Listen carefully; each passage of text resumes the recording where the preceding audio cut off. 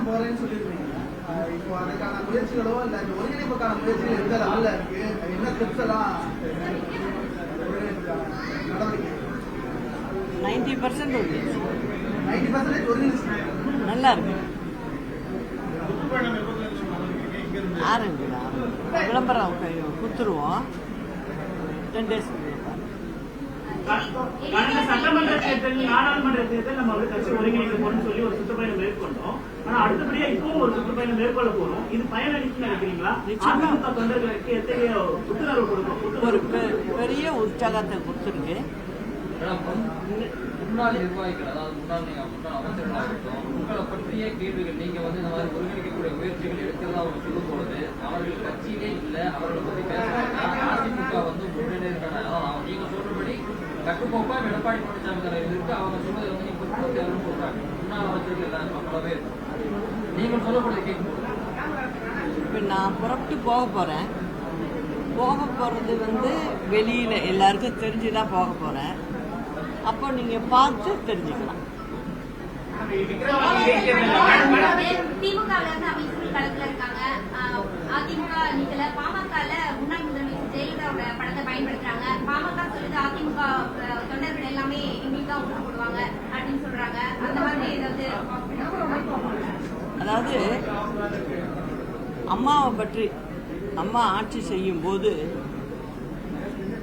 இந்த கட்சி அந்த கட்சின்னு இல்லை, எல்லாருமே அம்மாவை ரொம்ப விமர்சனம் பண்ணாங்க. அந்த விமர்சனத்துக்கு காரணம் என்ன அப்படின்னா, ஒரு பெண் முதலமைச்சர் அப்படிங்கறத வச்சுதான் இதெல்லாம் பின்னப்பட்டது. இப்போ அம்மாவுடைய போட்டோ நிறைய பேருக்கு தேவைப்படுது இல்லையா? நிறைய பேருக்கு தேவைப்படுது. அவங்கவுங்க அம்மாவுடைய போட்டோ காமிச்சு வாக்கு சேகரிக்கிறாங்கன்னாக்க, அம்மா எப்படிப்பட்டவங்க, எவ்வளவு நல்லவங்க, அது மட்டும் இல்ல மக்களுக்கும் அம்மாவுக்கும் உள்ள தொடர்பு, இது எல்லாம் தெரிஞ்சுதான் எல்லாரும் அதை உபயோகப்படுத்துறாங்க. அவ்வளவுதான் எனக்கு சொல்ல முடியும்.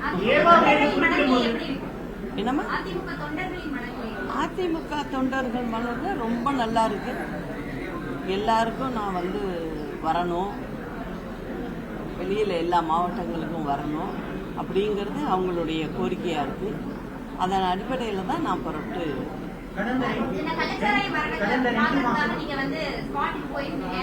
இப்போ அதுக்கு பிறகாவது நடவடிக்கை எடுக்கப்பட்டிருக்கா? இந்த தமிழ்நாடு அரசுடைய நடவடிக்கைகள் எப்படி பாக்குறீங்க? எது சொல்றீங்க? கள்ளக்குறிச்சி. அதாவது கள்ளக்குறிச்சி மரணத்துல இதுவரைக்கும் 65 பேர் இறந்திருக்காங்க. இதுக்கெல்லாம் காரணம் என்ன? அம்மா இருந்தப்போ இது மாதிரி நடக்கல. என்ன காரணம் அப்படின்னா, காவல்துறை அம்மாவோட கட்டுப்பாட்டுல இருந்துச்சு. அம்மாவும் காவல்துறைக்கு நல்ல ஒரு முதலமைச்சரா இருந்தாங்க. அதனால அம்மாவும் எந்த விஷயமா இருந்தாலும் துரிதமா செயல்பட்டு நடவடிக்கை எடுப்பாங்க. அதுவும் மக்கள் பிரச்சனை அப்படிங்கும்போது அம்மா தூங்குறது கூட இல்லை. ஏன்னா நான் பக்கத்துல இருந்து பார்த்துருக்கேன். ஸோ அதனால அம்மா இருந்தப்ப எந்த காவல்துறை இருந்ததோ அதே காவல்துறை தான் இப்பயும் இருக்கு. அந்த காவல்துறையை இயக்குறவங்க சரியா இல்லைங்கிறது தான் என்னுடைய குற்றச்சாட்டு ஆரம்பத்திலிருந்து.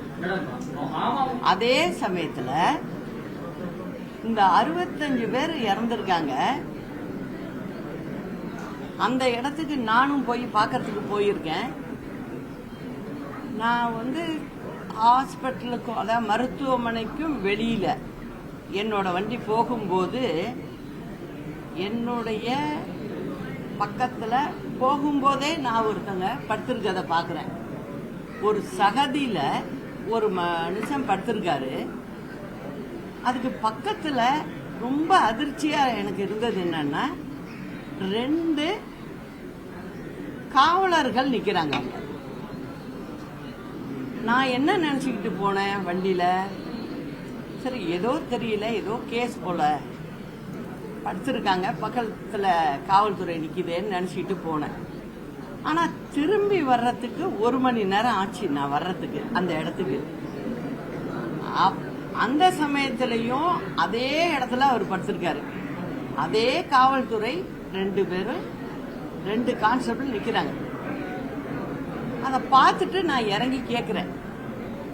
அப்போ அவங்கள்ட்ட நான் கேட்ட கேள்வி ஒண்ணுதான், காவல்துறை வந்து இது மாதிரி ஒருத்தங்களுக்கு வழியில படுத்திருக்காங்க, உடம்பு சரியில்லை அப்படின்னா எதிரில் மருத்துவமனை இருக்கு, முதல் உதவி செய்யறது வந்து அவங்களோட காவல்துறையோட கடமை. அது அத அவங்க செய்யல.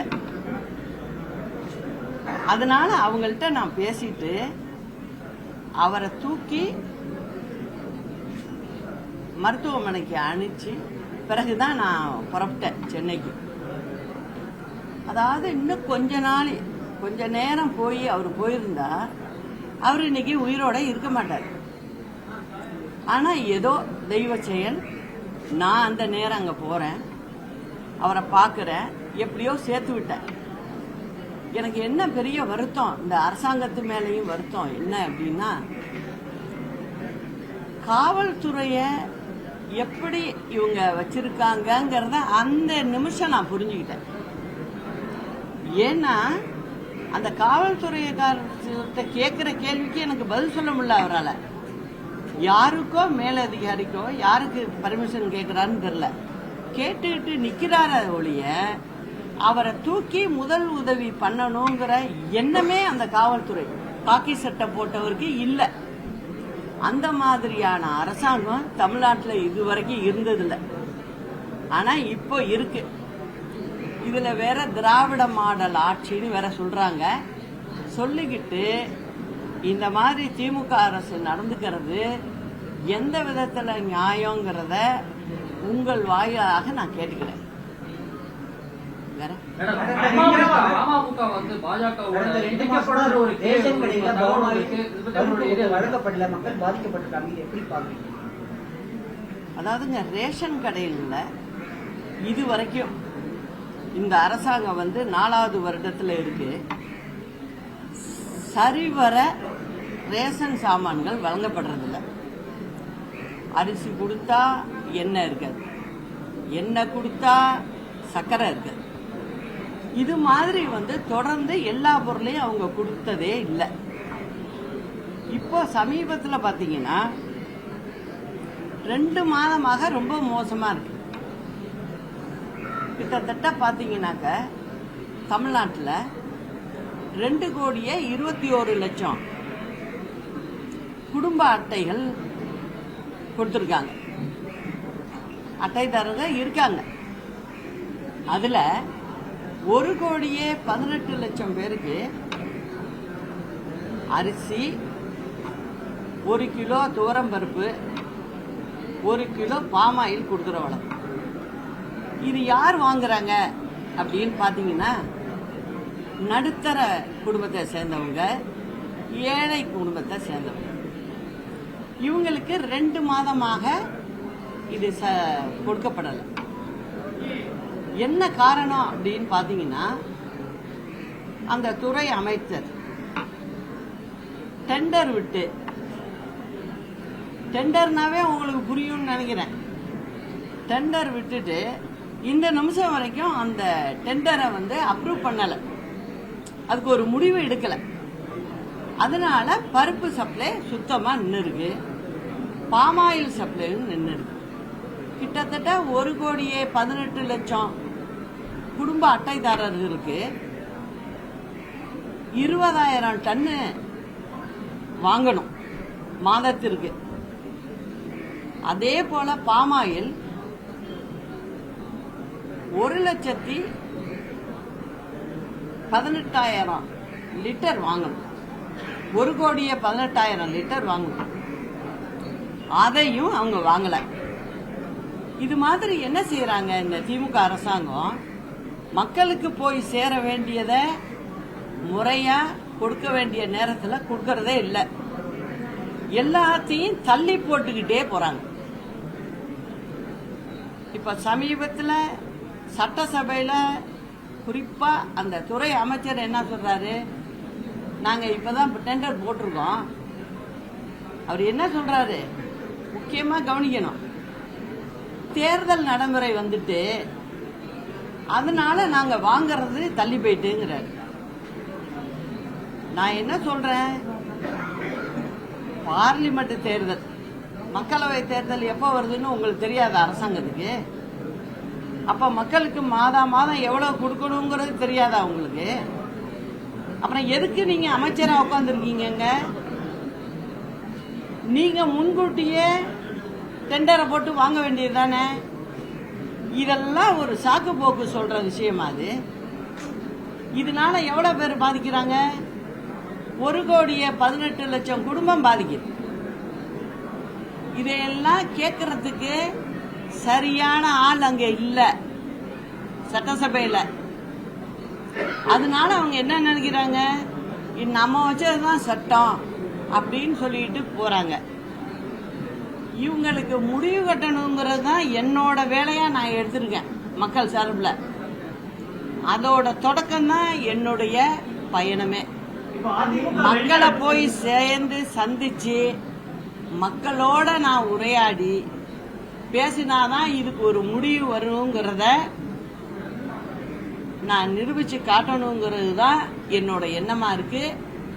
அதை தான் நான் செய்யணும். வெளிநடப்பு செய்தது தவறுன்னு சொல்றீங்களா? நிச்சயமா தவறுதான். ஏன்னா மக்கள் வாக்களிச்சு நம்ம வந்திருக்கோம். அதுவும் இப்ப திமுக அரசாங்கம் சரியா செயல்படல. இத தட்டி கேட்கறவங்க கேட்கறதுக்கு உள்ளர இருக்கிறது தானே நியாயம். அதுதான் என்னோட பதில். சட்டப்பேரவையில துரைமுருகனுடைய பேச்சு எப்படி பாக்குறீங்க? அவர் மூத்தவர், அவருக்கு நான் சொல்லணும்னு அவசியம் இல்லை. ஆனா இது மாதிரிலாம் சொல்லக்கூடாது, பேசக்கூடாது. ஏன்னா ஒரு பொறுப்புள்ள இடத்துல இருக்காரு இல்லையா.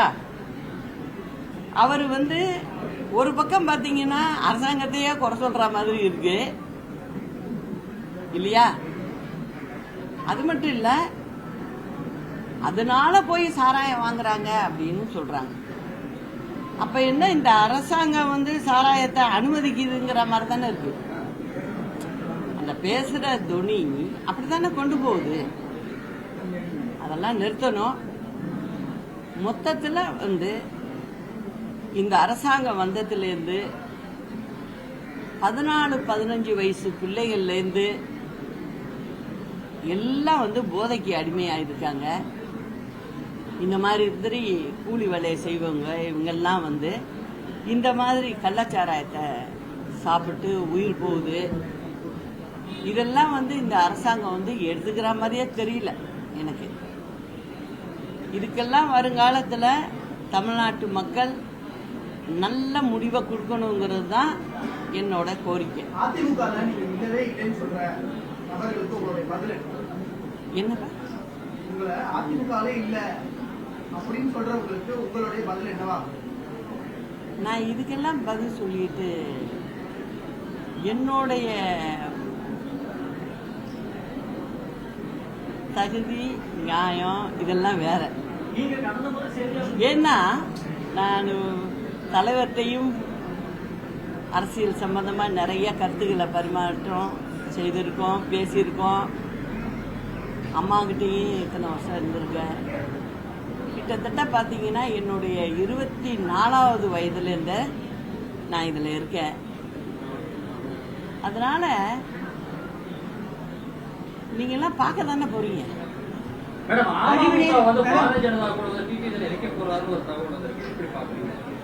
அதை பத்தி என்கிட்ட கேட்டு என்ன போகுதுமா? ஆமா, அதுவும் சுகாதாரத்துறை அமைச்சர் தொகுதியிலேயே இது நடந்தது. இது ரொம்ப மனசுக்கு கஷ்டமா இருக்கு. அதே மாதிரி பாத்தீங்கன்னா திமுகல ஒரு ஸ்பெஷல் இருக்கு. அம்மாலாம் அப்படி பேச மாட்டாங்க. ஏன்னா அம்மா வந்து எப்போதுமே ஒரு விஷயம் நம்ம செய்யணும்னா மக்களுக்கு வந்து அது ஏற்புடையதாக இருக்கணும், மக்கள் அதை விரும்பக்கூடியதாக இருக்கணும், அது மாதிரி உள்ள விஷயங்களை அவங்களுக்கு செய்யணும்பாங்க. ஆனால் திமுக அப்படி இல்லை. எதையாவது ஒன்று செய்ய முடியாததை கூட நம்ம சொல்லிடணும் அப்படிங்கிற முனைப்பில் இருப்பாங்க அவங்க. அதை தான் இப்போ 4 வருஷமாக அவங்க செஞ்சுக்கிட்டு இருக்காங்க. அப்புறம் இன்னொன்று முக்கியமாக ஒன்று சொல்ல வேண்டியது, இப்போ மெட்ரோ ட்ரெயின் முதல் பார்ட்டு அம்மா இருந்தப்ப முடிஞ்சுது. அதில் இப்போ எல்லாரும் பயணிக்கிறாங்க, எல்லாரும் போகிறாங்க. எல்லாரும் 2வது பார்ட்டு வந்து இப்போ ஆரம்பிச்சிருக்கு. அந்த மெட்ரோ ரயில் திட்டத்துக்கு மத்திய அரசு வந்து 51%, மாநில அரசு 49%. இந்த பணம்லாம் கொடுத்து தான் முதல் இது சுற்று முடிஞ்சது. இப்போ நல்லபடியாக நிறைய பேர் அதில் பயணிக்கிறாங்க, சந்தோஷம். அம்மா இருந்தப்ப முடிச்சு நல்லபடியாக பண்ணோம். ஆனால் இப்போ பார்த்தீங்கன்னா 2வது தொடங்கணும். இதுக்கு மத்திய அரசு 51% அவங்க கொடுக்கணும். தமிழ்நாடு அரசு வந்து 49% கொடுக்கணும். நம்ம தமிழ்நாடு அரசு தான் கேட்கவே வேண்டாமே, மத்திய அரசோடைய சண்டை போடுறது தான் அவங்களோட வேலையா இருக்கு. மக்களை பற்றியெல்லாம் அவங்க நினைக்கல, நினைச்சா சண்டை போட மாட்டாங்க. தேர்தல் சமயத்தில் சண்டை போடலாம். தேர்தல் முடிஞ்சோடனே நம்ம வந்து அரசாங்கத்தை நடத்துகிறோம், அவங்க மத்திய அரசு. அதனால மத்திய அரசு மாநில அரசுங்கிறது வந்து அஃபிஷியல் அந்த மாதிரி இருக்கணும். ஆனால் இது வந்து என்னன்னா கட்சியாகவே இருக்குது. இன்னும் திமுக வந்து தமிழ்நாடு அரசு நடத்தலை, கட்சி நடத்திக்கிட்டு இருக்காங்க அவங்க. இப்போ அதனால என்னன்னா அவங்களும் பணம் கொடுக்கல, இவங்களாலையும் பணம் போட முடியல. ஆனா என்ன நடக்குது, இப்போ சென்னையில எல்லா ரோடுகள்லையும் வந்து அடைச்சி போட்டு குழி தோண்டிக்கிட்டு இருக்காங்க. சரி, நான் கேட்குறேன், நீங்க குழி தோண்டிக்கிட்டு இருக்கீங்க, பணம் இருந்தா தானே அந்த கம்பெனி வேலை செய்யும். பணமே இல்லை. இது யாரை ஏமாத்துறதுக்காக செய்யற வேலை? இதனால இப்ப மக்களுக்கு என்ன பிரச்சனை? இப்ப வருங்காலத்துல மழை வேற வரப்போகுது. எங்க பார்த்தாலும் பள்ளத்தை தோண்டி ஒன்வே போட்டு ஒரு பக்க பயணம்னு போட்டு எல்லா இடத்துலயும் அடைச்சி வச்சிருக்காங்க. இதனால கஷ்டப்படுறது மக்கள் தான். ஆனா அதை பத்தி எல்லாம் அவங்களுக்கு கவலை இல்லை. தேர்தலுக்கு தேர்தல் பொய்ய சொல்லுவாங்க. அதிமுக பிரிஞ்சு கிடக்கு, அது பெரிய லக்கா போயிட்டு அவங்களுக்கு.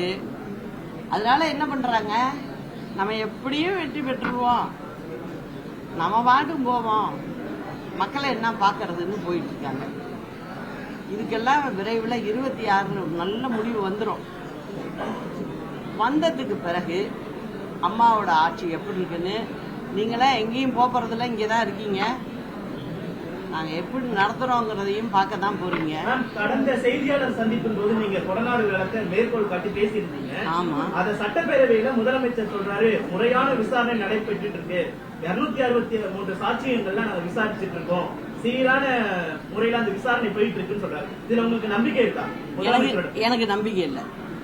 காரணம், முதலமைச்சர் வந்து தேர்தல் சமயத்துல என்ன சொன்னாரு, 3 மாதங்க, 3 மாதத்துல இத வந்து இந்த வழக்கை நான் முடிச்சிருவேன், குற்றவாளியை நான் கண்டுபிடிச்சிருவேன் அப்படின்னு சொன்னாரு. அப்படி நடக்கலையே. இப்ப என்ன சொல்றாரு, நான் அன்னைக்கு சொன்ன பிறகு அவர் என்ன சொல்றாரு, போன பேட்டியில நான் சொன்னதுக்கு பிறகு இப்ப என்ன செய்தி வருது, இது இன்டர்போல் வந்து விசாரிக்கணும் அப்படின்னா என்ன, இன்னும் 20-30 வருஷம் ஆகும். அவர் வந்து முடிக்கிற மாதிரி தெரியல. அவருடைய பேசுற முறை இதெல்லாம் பார்க்கும்போது இந்த வழக்கை அவர் முடிக்கிற மாதிரி தெரியல. செய்தியாளர்கள் சந்திக்கிறீங்க, எப்போ களத்துல இறங்கி போராட போறீங்க? பல பிரச்சனைகளை பத்தி நீங்க பேசுறீங்க, ஆதரவாளர்களை விரட்டி வந்து களத்துக்கு எப்போ வர போறீங்க? நிச்சயமா நாங்க வந்துட்டோம். இப்ப போகும்போது நீங்களும் வாங்க டூர்ல. பேருந்துகள் கூட அவங்க புதுசா வாங்கவே இல்லை அப்படின்னு குற்றச்சாட்டு வச்சிருக்கீங்க. இப்ப அவங்க விமான நிலையம்லாம் கட்டணும் அப்படின்னு அறிவிப்பு கொடுத்துருக்காங்க சட்டமன்றத்தில். அதாவதுமா, அந்த விமான நிலையம் அந்த இடத்துல அமைக்கிறதாவே இல்லை லேண்ட்ல. அதாவது அந்த இடம் வந்து ஒரு பெரிய தொழில் கூடங்கள் அமைக்கிறதுக்கு அம்மா இருந்த சமயத்துல எடுத்த முடிவு. அதாவது இருக்கிற இடத்துல நம்ம பெரிய லெவல்ல அமைக்கணும். அது ஏன் சொன்னாங்க அப்படின்னா, நீங்க தமிழ்நாட்டில் பார்த்தீங்கன்னா கிட்டத்தட்ட 1500 கிலோமீட்டருக்கு கடல் வழித்தடம் இருக்கு. நம்மளுக்கு தான் அதிகமா இருக்கு. அதுல குறிப்பா வந்து ரொம்ப ஆழமான பகுதி சென்னை. இங்கதான் வந்து உங்களுக்கு பெரிய கப்பல்கள்லாம் வரக்கூடிய இடம். அதனால சென்னைக்கு பக்கமா இருந்தால்தான் பெரிய சரக்கு போக்குவரத்துக்கு பெரிய கப்பல் வந்து போக முடியும். அது ஒரு முக்கிய காரணமா இருக்கு. அதனால வந்து இந்த இடம் இப்ப இவங்க சொல்ற இடத்துல தான் அங்க கம்பெனிகள் உருவாகிறதுக்கு இருந்தது. அதை நிறுத்தி அதுக்கு பிறகு எல்லாருக்குமே தெரிஞ்ச விஷயம், அவங்களுக்கு வேண்டியவங்க எல்லாம் நிறைய நிலம் வாங்கியிருக்காங்க, எடுத்திருக்காங்க. அதனால அங்க விமான நிலையம் வந்தா நல்ல விலை போகும் அப்படிங்கிற ஒரே காரணத்துக்காக தான் அங்க விமான நிலையம் அப்படிங்கறத சொல்றாங்க.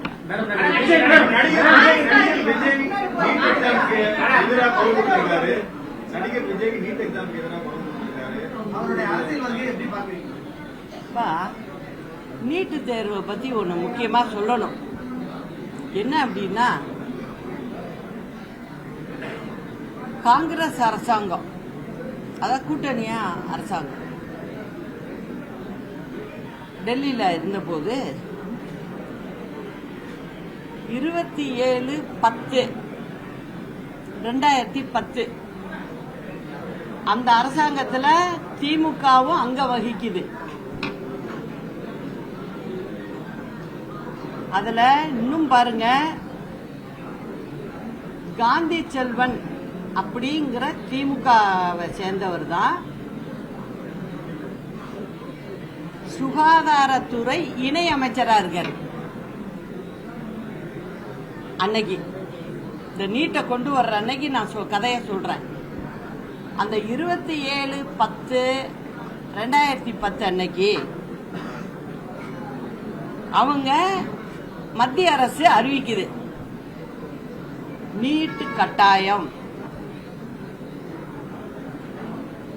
அப்படிங்கிற முடிவை எடுத்து அன்னைக்கு அறிவிக்கிறாங்க. அன்னைக்கு கூட கூட்டாளியா தமிழ்நாட்டில இருந்து இருந்தது யாரு? இதே திமுக தான். ஆனா அதே திமுக இப்ப என்ன சொல்லுது? அரசியல் பண்றதுக்காக நீட்டை நாங்க வரவிட மாட்டோம். அன்னைக்கு உங்க மந்திரியே அங்க இருக்காரு, அதே மருத்துவத்துறையில இணை அமைச்சரா காந்திராஜன் இருக்காரு. நீங்களே அந்த மந்திரி சபையில இருக்கீங்க. நீங்க இருக்கும்போதுதான் நீட்டு வருது. இன்னைக்கு நீங்க என்ன பேசுறீங்க? நீட்டு கூடாதுங்கிறீங்க. ஆனா அம்மா அப்படி கிடையாது. அம்மாவை பொறுத்த வரைக்கும் அவங்க இருந்த போதே நீட்டு தமிழ்நாட்டுக்கு விடமாட்டேன்னு தான் சொன்னாங்க.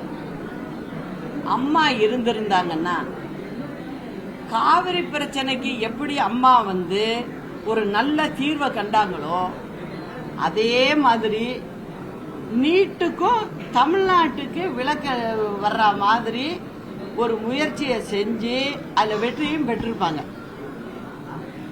திமுக மாதிரி இல்ல அம்மா. திமுக இன்னைக்கு போடுறதெல்லாம் பகல் வேஷம் அப்படி நான் ஸ்ட்ராங்கா சொல்லுவேன். காரணம் என்னன்னா, உங்க மந்திரியே அங்க இருக்காரு. அன்னைக்கு நீட்டு வேணான்னு சொன்னா உங்க மந்திரி சபையில இருந்து விலகி வெளில வர வேண்டியதுதான். நீங்க வரலையே. அப்போ உங்களுடைய முகம் 2 முகமா இருக்கு. அது மக்களுக்கு தெரியணுங்கிறதுக்கு தான் நான் இன்னைக்கு இந்த விஷயத்தை சொல்றேன். இன்னைக்கு ஒரு நீட்டுக்கிறதுனா ஒரு போராட்டம் பண்ணாங்க. அதுக்கு நான் கூட நீங்க பிஏ பட்டம் வாங்குற மாதிரியான பட்டப்படிப்பு என்பது திராவிட இயக்கம் போட்ட பிச்சை தான் அப்படின்னு அரசு சொல்லியிருக்காங்க. நான் தான் சொல்றேன்மா, திமுக காரவங்களை பொறுத்த வரைக்கும் வாக்களிக்கிற மக்களை பிச்சைக்காரவங்க மாதிரி நினைக்கிறாங்க. மக்களையே அவங்க அப்படித்தாம்மா நினைக்கிறாங்க. மக்களை மக்களாவே நினைக்கலையே அவங்க. அவங்க வேஷம் போட்டுக்கிட்டு சுத்துறாங்க. பேச்சுக்கு பேச்சு என்ன சொல்றாங்க, திராவிடம் அப்படின்னு ஒன்று சொல்லிக்கிறாங்க. ஆனா முக்கியமான நிகழ்வுகள் தமிழ்நாட்டுக்கு எது வேண்டாமோ அது எல்லாம் செய்யும் போது மத்திய அரசுல கூட்டணியில இருந்தது திமுக தான்.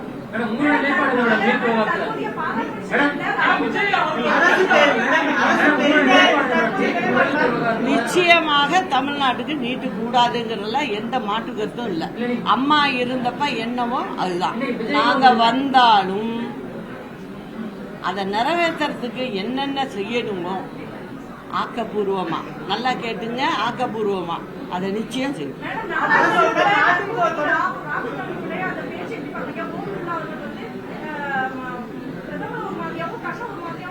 மொத்தத்துலங்க நாடாளுமன்ற நிகழ்ச்சியெல்லாம் பார்த்தேன். எல்லாருமே என்ன நினைக்கணும், ஒரே ஒரு இதுதான், மக்களுக்காக தான் எல்லாமே. அதுல எல்லாரும் ஒத்துழைச்சு செயல்படணுங்கிறது தான் என்னோட. அப்புறம் விவசாயத்துக்குன்னு பாத்தீங்கன்னா தமிழ்நாடு அரசு, நீங்களாம் கூட நினைச்சிருப்பீங்க பரவாயில்லையே தமிழ்நாடு அரசாங்கம் வந்திருக்கு, எப்பயுமே இல்லையே, அம்மா கூட இதை செய்யலையே, இது தனி பட்ஜெட்டு விவசாயத்துக்குன்னு சொன்னாங்க. விவசாயம் எந்த லெவல்ல இருக்குன்னு பாத்தீங்கல்ல. இப்போ இதுக்கு ஒரு தனி பட்ஜெட்டு, அதாவது பேரை சொல்லிட்டு 4 தொலைக்காட்சியில அவங்களுடைய விளம்பரம் வந்துடும், அதோட அவங்க வேலை முடிஞ்சிருக்கு. இது மாதிரி தான் செஞ்சுட்டு போறாங்க. விவசாயிகளும் அவ்வளவு கஷ்டத்துல இருக்காங்க, அதையும் திரும்பி பார்க்கல. தமிழ்நாட்டில் இது ஆவின் பால் சென்னையிலேயே கிடைக்கல, அதுக்கு எல்லாம் என்ன சொல்றாங்க, பால் வரது இல்லை, அதுதான் உண்மை. இவங்க என்ன பண்றாங்கன்னா வெளி மாநிலங்கள்லேருந்து பால் பவுடரை வாங்கி தண்ணியை சூடு பண்ணி அதில் போட்டு பாலை கலந்து பாக்கெட்டில் போட்டு நிறையா கொடுக்குறாங்க. ஏன் காரணம் என்ன அப்படின்னாக்க, கிராமப்புறங்களில் அம்மா இருந்தபோது மாடுக்கு கொடுப்பாங்க, கொஞ்சம் சப்சிடி கொடுப்போம், மீதி பேங்க் லோன் அரேஞ்ச் பண்ணுவோம், அவங்களுக்கு சேர்த்து விடுவோம், எல்லாரும் கடன் கொடுப்பாங்க. அதனால வெண்மை புரட்சி அம்மா அரசாங்கம் இருந்தப்ப நல்லா போயிட்டு இருந்தது. ஆனா இப்போ இவங்க எல்லாத்தையுமே விட்டுறாங்க, விட்டுட்டு கடைசியா பேசுறாங்க. இப்போ நீங்க எல்லாரும் கண்கூடா பாத்தீங்க, இதுல கள்ளக்குறிச்சியில இதெல்லாம் நான் இவங்க பதவி ஏற்று 3 மாதத்திலேயே நான் சொல்லிட்டேன் இதெல்லாம் நடக்கும் அப்படின்னு. நான் சொன்னது எல்லாமே நடந்துகிட்டு இருக்கு. ஏன்னா இவங்களுடைய நிர்வாக தன்மை அவங்களுக்கு ஒரு துளி கூட இல்லை. அதனால நான் துணிஞ்சு சொல்றேன்.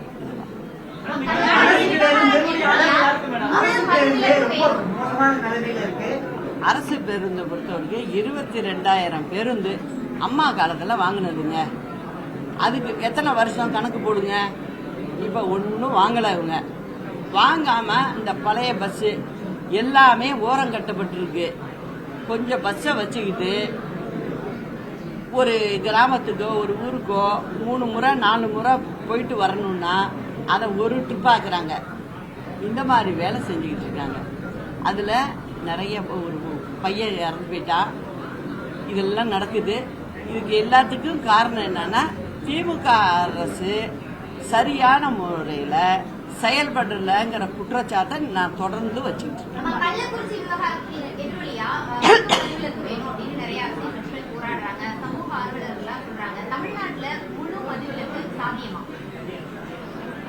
அதாவதுமா படிப்படியாக தான் செய்ய முடியும்.